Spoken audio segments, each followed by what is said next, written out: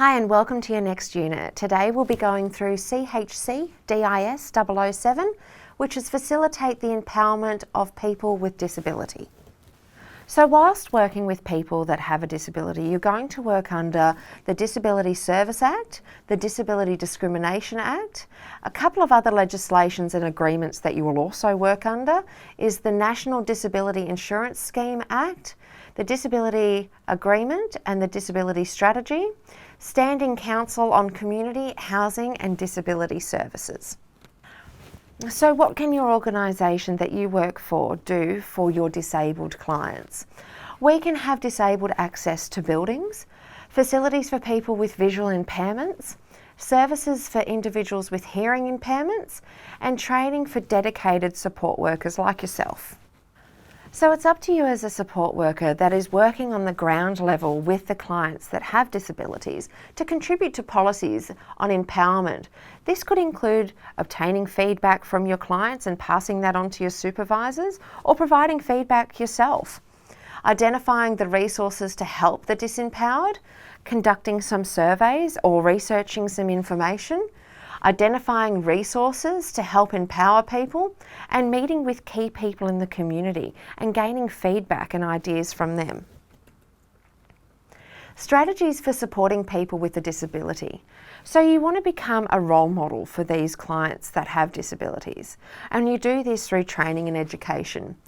The provision of information to support their views, and connecting individuals with those in the community or like-minded individuals.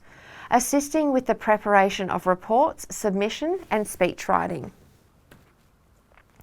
Different client requirements. So this could be anything from cognitive to intellectual, physical, psychiatric or sensory. It's your job as a support worker to help foster the independence and rights of those that you work with that have a disability. How you can do this is by access to the complaint mechanisms and explaining their rights to complain if they're not happy with their service provider. Choice to participate. So this is the choice to participate in their day-to-day living activities, the choice to participate and decide on the level of care that they require. This comes under the common law. We also need to maintain our confidentiality with any information that we're being provided to by the client or the organisation. And freedom of association is also important. We want to encourage friendships within the organisation or within our community so that we engage in social interactions with our client with disabilities. We want to maintain privacy and dignity at all times and to be treated in a dignified and safe and comfortable manner. They have the right to express their own feelings, and us as their support workers need to validate those feelings and let them know that it's okay to feel that the way they do. Independence means something different to every person. So how do we deal with the independence and treating people as individuals? Well, we treat them with respect. We respect their rights and their interests. We want to get to know them and get to understand what their likes and preferences are. We allow them to make key decisions about their life, and we guide them and support them to make those key decisions. We respect the right to self-determination and self-esteem, and we use positive communication whilst with our clients. We can also assist skill and competency development, provide resources and support, recognise individual cultural and religious differences, and give them a social role. This provides a purpose for their day. So the meaning of person-centred care, or the holistic approach. So this is where we're going to look after our client, whether they're elderly or disabled or they're in the community, and we're going to look after them as a whole. We're not just going to look after their needs of their chronic illness or their needs of their disability. We want to look after their social well-being, their mental well-being, their emotional status, their community engagements, and have them as a whole. So to do that, we need to understand and get to know our clients on a deeper level. Cultural needs of the person. So cultural sensitivity. We need to be sensitive towards other people's cultures, and this could be anything from their religious beliefs, their spiritual beliefs, cultural ceremony days, what they choose to eat, how they choose to dress. We need to have an understanding of how we as support workers can support and guide them to help and support and provide them along their journey.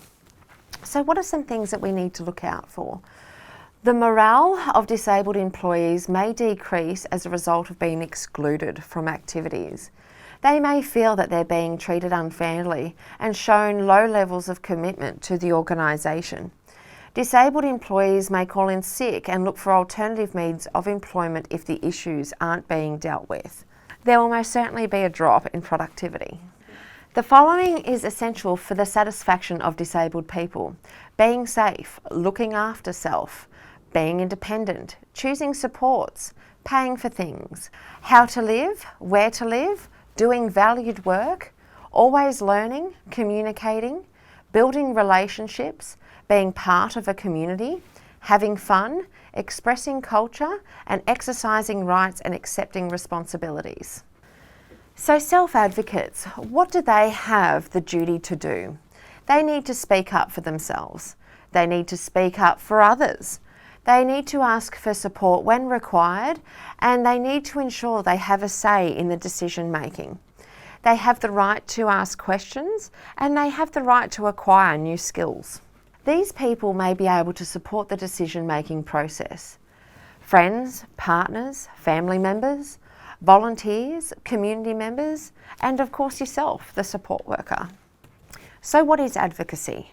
So if you were to advocate for someone, you are there to provide support and be their voice when they don't necessarily know what to do or how to have a voice in certain situations. So advocacy strategies include working in combination with disabled people or acting in their best interest when required, ensuring that relevant information about the rights and personal circumstances of disabled people is communicated to the authorities, having a say in the alteration of policies and procedures which have a direct impact on the lives of disabled people, enlisting the assistance of independent advocacy workers, asking friends or family members to act on behalf of people with disabilities, ensuring there is some mediation between the independent advocacy worker and trusted people in the disabled individual support working network, working with a volunteer and addressing advocacy issues, and contacting a registered agency.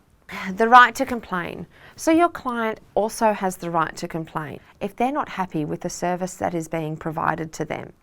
You need to clearly outline to your client what the complaint process is, whether it's a verbal complaint that you would take to your supervisor or whether they need assistance in writing a formal complaint that will go to the director of the organisation. Just ensure that you follow your organisation's policies and procedures around the complaint process and ensure that your client has a clear understanding of their rights and responsibilities. So once again, once you have gone through your PowerPoint presentation and you have read your learner guide, you will come to a series of questions that you will need to have completed. These will include skills, knowledge and performance activities. If you have any problems going through any of these questions or you find yourself stuck on any of these questions, please feel free to contact your trainer directly, as we're more than happy to assist and guide you any way that you need. Thanks for watching, and I'll see you next time. Bye.